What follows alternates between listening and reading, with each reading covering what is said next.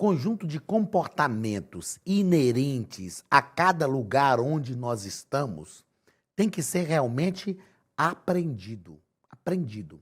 Não é que a gente é duas caras, mas na verdade a nossa personalidade, o caráter é um só, mas a personalidade nos amolda.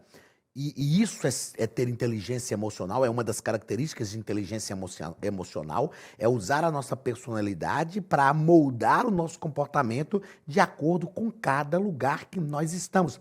Sempre seguindo o caráter, sempre com o mesmo caráter, mas assumindo personalidades diferentes de acordo com a exigência do lugar onde nós estamos. É isso que Paulo vai ensinar a Timóteo. Paulo vai falar com Timóteo, você precisa saber como se comportar na igreja, que é a casa de Deus.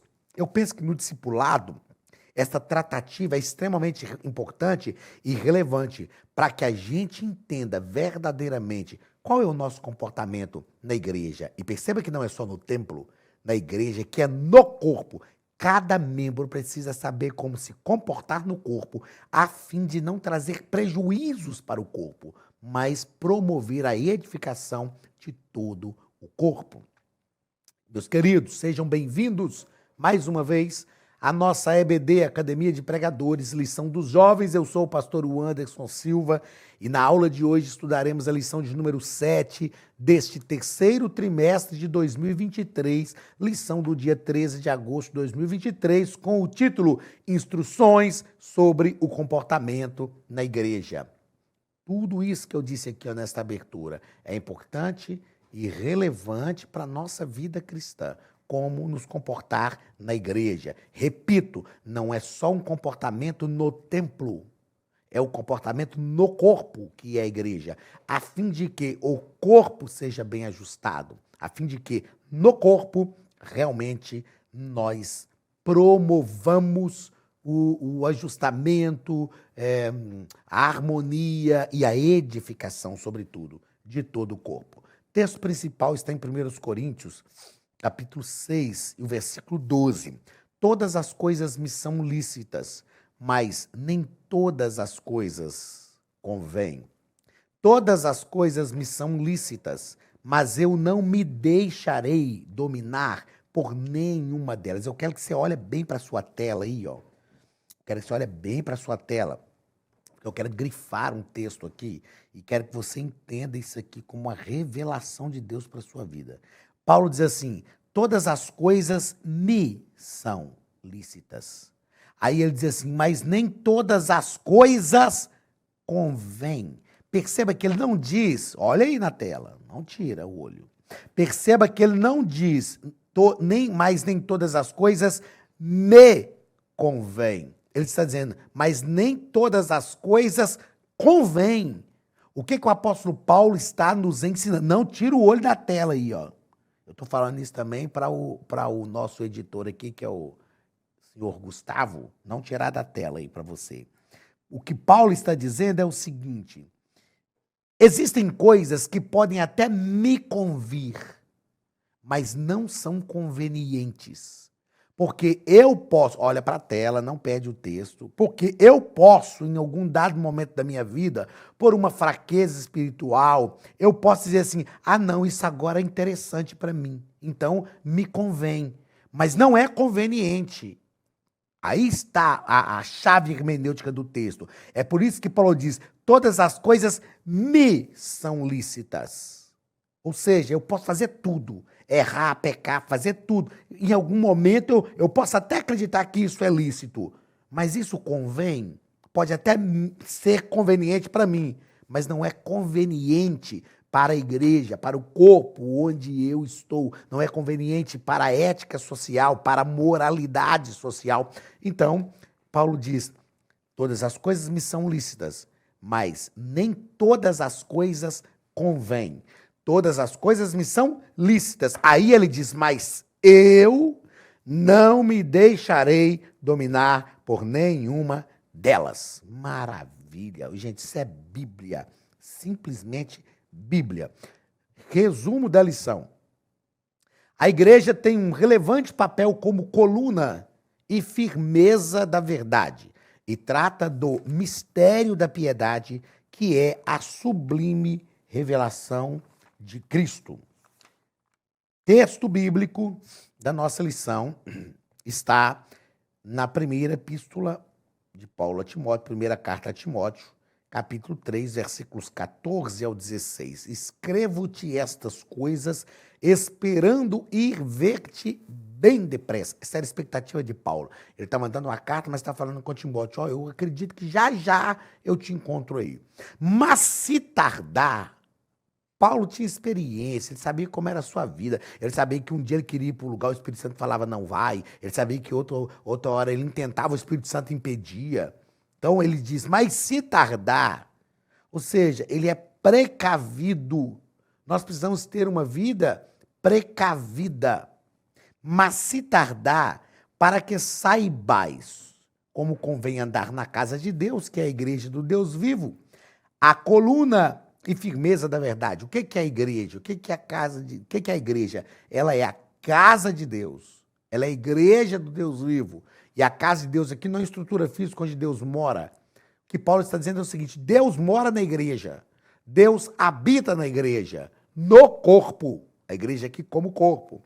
Mas se tardar, para que saibais como convém andar na casa de Deus, que é a igreja do Deus vivo. A coluna e firmeza da verdade. Ele está falando, eu acredito que eu ia te encontrar, mas já que eu sei que algumas coisas podem mudar, então eu vou escrever essa carta para que você saiba como proceder aí na igreja, na casa de Deus, que é a igreja do Deus vivo. E, sem dúvida alguma, grande é o mistério da piedade. Aquele que se manifestou em carne foi justificado em espírito, visto dos anjos, pregado aos gentios, crido no mundo e recebido acima nos céus. A gente vai ver que esse mistério da piedade é o próprio Cristo que já havia sido revelado a Timóteo e à igreja de Éfeso, onde ele estava pastoreando quando Paulo lhe enviou essa carta. Primeiro ponto, o propósito de Paulo. Primeiro parágrafo, uma palavra pastoral. Com a expressão, eu trocar, com a expressão escrevo-te estas coisas, Paulo volta a dar um tom bem pessoal ao seu texto, principalmente a dizer que esperava ir ao encontro de Timóteo bem depressa. Paulo estava nos ensinando que nós precisamos construir amigos de ministério. Precisamos de amigos no ministério. Precisamos de amigos em toda a fase da nossa vida, mas na vida ministerial é importante termos amigos. Segundo parágrafo deste primeiro ponto, mudança de planos. Perceba que Paulo sabia que os planos podiam mudar e, na verdade, os planos mudaram. Os planos mudaram. Assim como qualquer um de nós, Paulo também fazia planos, mas ele havia entregado a sua vida totalmente à direção de Deus, que inclui sofrimentos e o próprio martírio. Eu escrevi aqui para não esquecer, embora eu não esqueceria, porque já me veio à mente. Precisamos de inteligência emocional para readaptar. O que é inteligência emocional? É dar o estímulo certo, na hora certa, na medida certa. Tem pessoas que têm dificuldade em transições, em mudanças na vida. Ela vai aqui no caminho, se mudar qualquer coisa, se tirar um i do lugar, a pessoa já desespera. Não, precisamos de inteligência emocional. Tiago nos diz que tudo que nós vamos fazer, nós precisamos dizer, se Deus quiser. Porque se Deus direcionar de forma diferente, a gente simplesmente tem que seguir o caminho. A gente não pode perder o foco, não pode perder o alvo. A gente precisa estar com o coração aberto. Abraão nem sabia o que ia acontecer no outro dia. Deus falou com ele, levanta, sai da sua parentela, da tua terra, vai para uma terra que eu te mostrarei. Ele nem sabia o que ia acontecer no outro dia. Por que às vezes nós fazemos planos? E se Deus interfere em alguma coisa, a gente... mas por que Deus não me avisou que ia mudar? Deus não precisa... Eu pensei que tinha desligado o microfone. Desliguei não, né, Gustavo?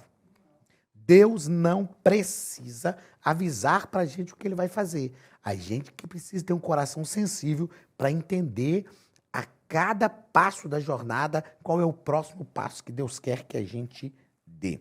Terceiro parágrafo do primeiro ponto. A Academia de Pregadores tem um recado para você. Olá, queridos alunos e alunas da Academia de Pregadores. Que bom ter você conosco neste momento tão especial. Estamos aqui para apresentar a nova plataforma da Academia de Pregadores, que foi construída ao longo dos últimos meses com muito carinho, um grande investimento, para levar até você não somente um conteúdo de excelência, mas também tecnologia de ponta. Veja comigo. Os cursos estão organizados por trilhas na página principal. Aqui você encontra sugestões, lançamentos, temas específicos e outras categorias. No final da página tem uma trilha com todos os cursos. Após começar os seus estudos, a primeira trilha será Continuar assistindo, que mostra somente os cursos iniciados por você. Sobre a capa do curso, consta o número de aulas, a carga horária e um botão para adicionar aos favoritos. Nesta seta, você pode expandir e ver um vídeo de introdução. Para fazer login, clique no avatar no canto superior direito e insira o seu e-mail e senha usados no cadastro. Caso tenha esquecido a senha, é só clicar neste link, preencher o e-mail cadastrado e a senha será enviada. No canto superior esquerdo fica o novo menu do portal. Ao abrir um curso pela primeira vez, você vê as informações do curso e do professor. E na lateral, ou logo abaixo se for no celular, está a lista de módulos e aulas. Algumas aulas iniciais podem ser grátis e qualquer pessoa que fizer um cadastro rápido pode assistir. Após se matricular, aqui você vê as aulas concluídas, aulas liberadas ou agendadas. Você pode adicionar os favoritos, dar uma nota ao curso e acompanhar o seu progresso. E se você sair do curso e retornar depois, o sistema vai abrir exatamente a última aula assistida. Se estiver no computador, use esta seta para ampliar a tela. Logo abaixo da videoaula você encontra os links para baixar anexos, como áudio e apostilas. E neste campo em branco, pode fazer as suas anotações enquanto assiste. Depois é só imprimir ou salvar. Quando terminar o curso, clique no botão Emitir meu certificado e ele será gerado automaticamente no mesmo instante e sem custo. Clicando no avatar, você tem acesso ao seu perfil e histórico de pagamento. Em Meus Cartões, pode adicionar um novo cartão de crédito para fazer o pagamento do seu plano. Se você já era nosso aluno e seu cartão não aparece aqui, adicione um cartão na nova plataforma. Então aproveite as novidades e clique em Assine Agora. Escolha um dos planos, venha para a Academia de Pregadores, a maior escola bíblica online do Brasil.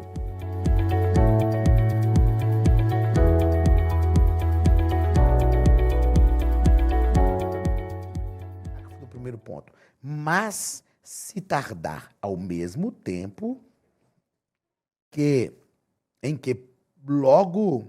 que esperava logo rever Timóteo, Paulo cogitava que sua viagem podia demorar. O apóstolo se mostrou precavido e diligente, fazendo o melhor uso possível do principal meio de comunicação da época. Escreveu.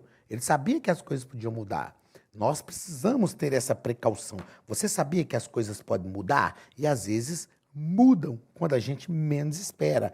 Nós é que precisamos manter o nosso foco. As circunstâncias mudam, o nosso caráter não. Lembra de Daniel? Tiraram Daniel da sua terra, levaram para a Babilônia, tiraram ele da sua casa, da casa dos seus pais, mudaram o nome dele, mas Daniel não mudou quem ele era. Não mudaram o caráter. Tiraram da terra, tiraram da igreja que ele frequentava, tiraram da sua casa, mudaram o nome dele, mas não mudaram o seu caráter. Segundo ponto, a igreja do Deus vivo. Primeiro parágrafo, como convém andar.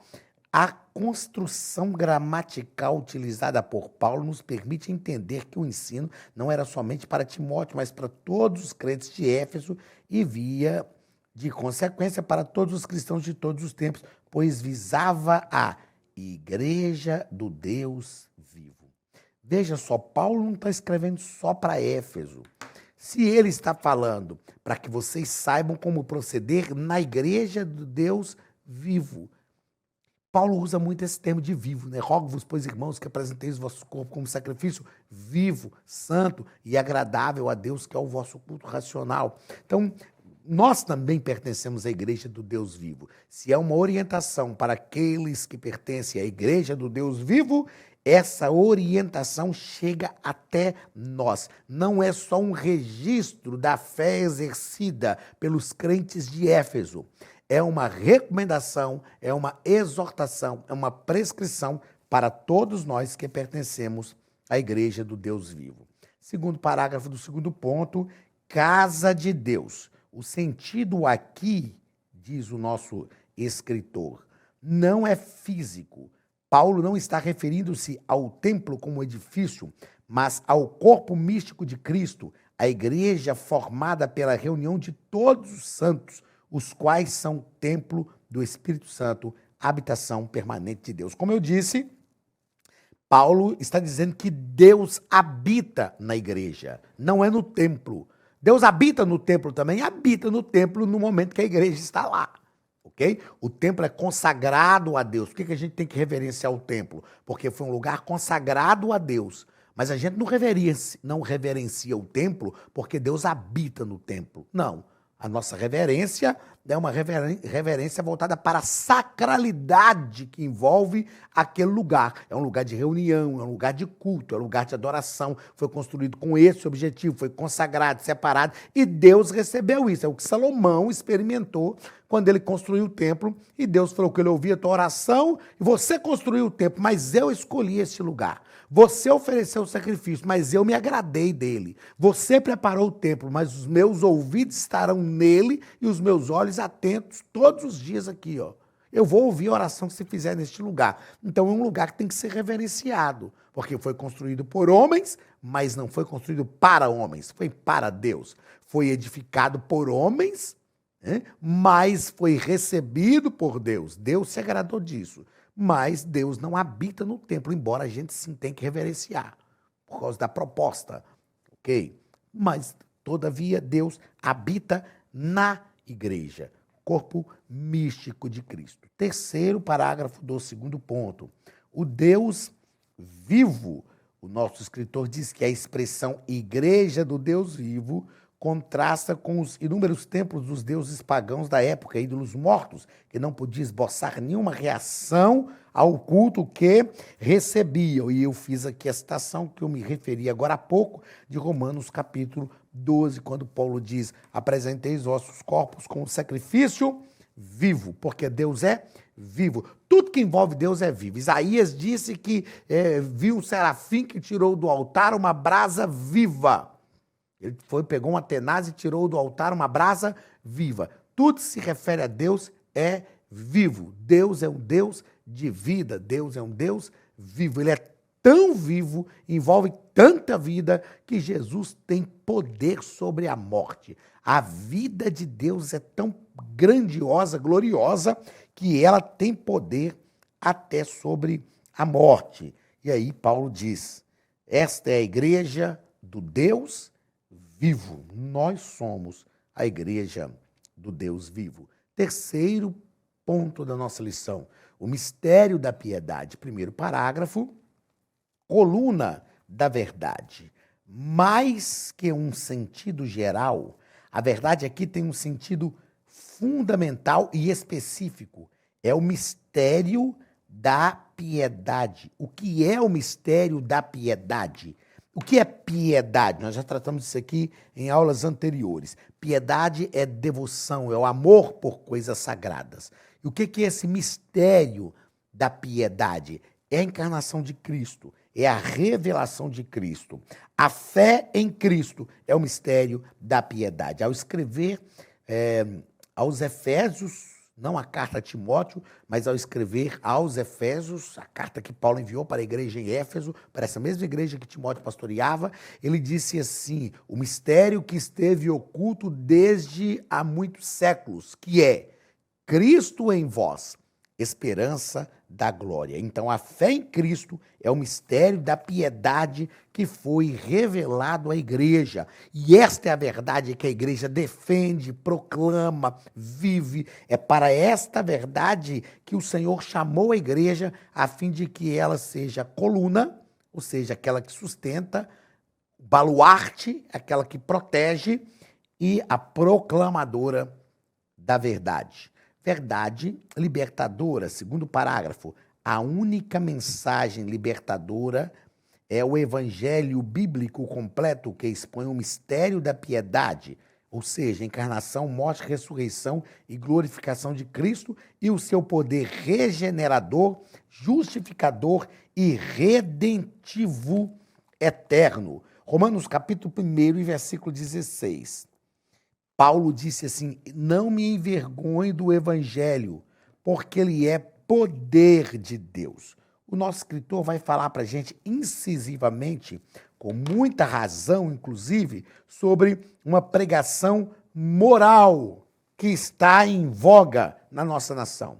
É uma pregação moral, é uma pregação que muda a estrutura social, é uma pregação que vai mudar, é uma pregação recheada com uma ideologia perversa de um coach que, na verdade, é determinismo puro, que é a mesma raiz do determinismo espiritual. Esse coach que eu estou falando, porque tem o coach ortodoxo, digamos assim. Eu fiz curso de coach pela FEBRACIS, Federação Brasileira de Coach Integral Sistêmico. E lá na FEBRACIS, um dos princípios da instituição é o princípio judaico-cristão, que não tem esse negócio, sabe, que você declara que vai acontecer. Não, não. O dono da FEBRACIS é o Paulo Vieira, e o best-seller dele é o livro Tem Poder Quem Age. Ou seja, levanta do seu lugar, faz alguma coisa, Deus vai te ajudar, vai te fortalecer, mas tem poder quem age. E Paulo está falando com Timóteo isso aqui, estimula a igreja, estimula os crentes, eles precisam agir. E aqui nós precisamos pregar o evangelho de forma genuína. Romanos capítulo 1, versículo 16. Porque não me envergonhe do evangelho, porque ele é poder de Deus. O evangelho é poder de Deus. O evangelho não é autoajuda, gente. Embora o evangelho ajuda todo mundo. Mas o evangelho não é autoajuda. O evangelho é uma mensagem confrontadora para transformar a nossa vida. Terceiro parágrafo. Conteúdo da mensagem. Há também um movimento de psicologização, o nosso escritor vai falar sobre esse movimento de psicologização pela inserção de conteúdos motivacionais e de autoajuda. Só estou destacando aqui o que ele disse, mas eu acabei de afirmar isso aqui. Outra coisa importante que ele fala aqui, como a coluna e firmeza da verdade, a igreja deve sustentar a proclamação do mistério da piedade, que foi algo que eu falei agora há pouco aqui, inclusive, deixando claro o que é esse mistério da piedade. Vamos, então, ao quarto ponto da nossa lição e o último ponto. Quarto ponto do terceiro parágrafo e o último ponto. Buscando o equilíbrio, que é fruto do espírito, domínio próprio, né? O segredo do equilíbrio é ter Cristo sempre no centro de todas as coisas, interpretando e aplicando os ensinos relativos a todas as áreas da vida. Jesus é a medida de todas as coisas. Jesus é o homem perfeito. A encarnação de Cristo fez com que ele se tornasse homem e ele se tornou o homem perfeito. Ele é o nosso modelo. A gente precisa falar de questões comportamentais? Precisa. A gente vai ver mais à frente que o nosso próprio escritor aqui, ele vai falar de memórias positivas, memórias negativas. A gente sabe, as ciências que estudam o comportamento humano, nós sabemos disso. Eu fiz curso de coach, eu fiz curso de psicologia pastoral, curso de formação em coach, é assim que se expressa. Fiz curso de psicologia pastoral, de psicanálise, de pedagogia. Para quê? Para a gente entender o comportamento humano, para a gente saber como nos direcionar. Mas Cristo é a medida de todas as coisas. A igreja é a coluna, baluarte da verdade, que transforma a vida das pessoas ainda na terra, mas, sobretudo, prepara essas pessoas, mostram a essas pessoas um caminho para habitar nas mansões celestiais. Que Deus te abençoe, que a mão de Deus te guarde, te conduza, proteja e guarde a sua casa.